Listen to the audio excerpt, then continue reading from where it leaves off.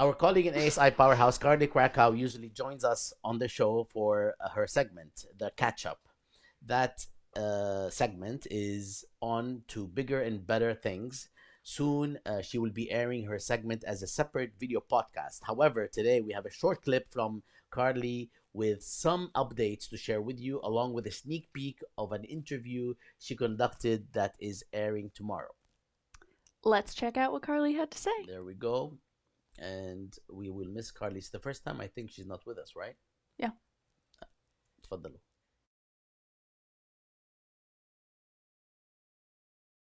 Hi everyone, great to be back on for my segment, The Catch Up. As shared last month, we're in the process of expanding this segment into its own video podcast, so stay tuned for more in the coming period. In the meantime, I'm delighted to share a clip from another ASI project I've been working on. I often talk about Yemen on this segment, and I recently interviewed Afrah Nasser, the Yemen researcher at Human Rights Watch and an award-winning journalist. We talked about Yemen's dire humanitarian situation, the roles of Saudi Arabia and the UAE, the Houthi rebels, U.S. arms sales, and more. This is airing tomorrow, Wednesday, June 9th, on Jadaliya's Facebook and YouTube accounts at 1 p.m. Eastern Time. Here's a short preview of the conversation, addressing why describing Yemen as the forgotten war doesn't go far enough to capture the severity of current circumstances. Check it out, and then I will be back to wrap up with a couple of news updates.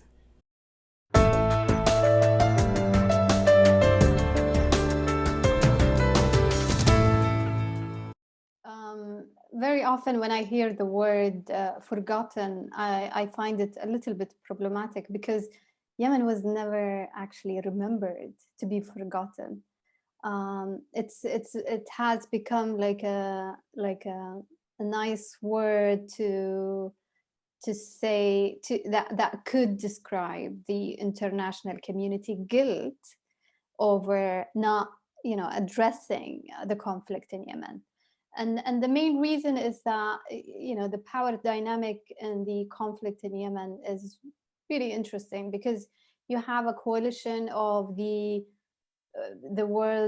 some of the world's richest states, monarchies, creating this coalition led by Saudi Arabia and bombing the poorest Arab nation for decades, Yemen.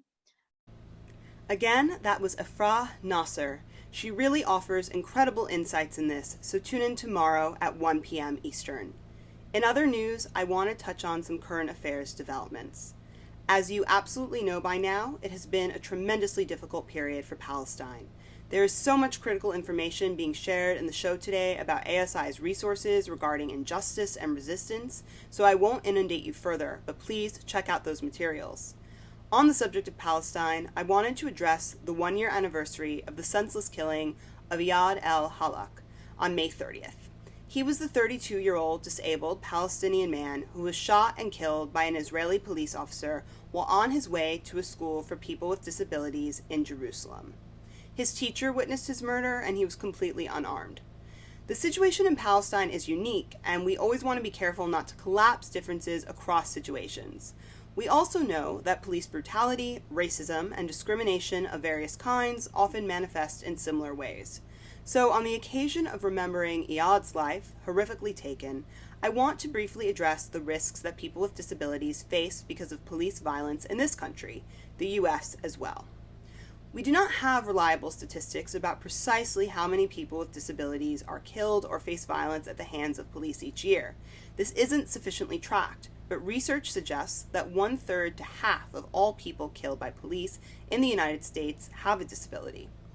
With the latest violence in Gaza having just ended with the deaths of 67 children in Gaza and 2 in Israel, we also have to recognize that among the approximately 1,900 wounded in Gaza and the thousands who are wounded every time Gaza is bombarded cyclically in recent years, there have been and will be many people who are injured permanently and will be forced to deal with lifelong disabilities, and people who are already coping with disabilities who are devastatingly impacted by lack of water, lack of electricity, and of course, a fundamental lack of safety. There are far too many facets to this issue to even scrape the surface here, but one of them is the US-dominated arms industry. Our weapons sales directly fuel the killing and maiming of innocent civilians in Gaza and here at home. For example, the defense contractor Safariland also made the tear gas used on Americans in Washington, D.C. after the murder of George Floyd in 2020. U.S.-made tear gas was used on pro-democracy protesters in Hong Kong, and of course U.S. weapons are notoriously used to kill civilians in Yemen. With a $735 million arms sale to Israel having been just approved, and recently a $23 billion arms sale to the UAE, it seems important, as always, and now more than ever, to emphasize the connection between these arms sales and the irreparable devastation they cause. The new weapons sale to Israel is also worth more than twice as much as newly announced U.S. aid for Palestinians, which Secretary of State Blinken recently said is around $360 million, to give some context. This is a set of issues I look forward to going into in more detail, as there is much more that deserves to be said. For now, thanks for listening as always, and excited to see you again soon.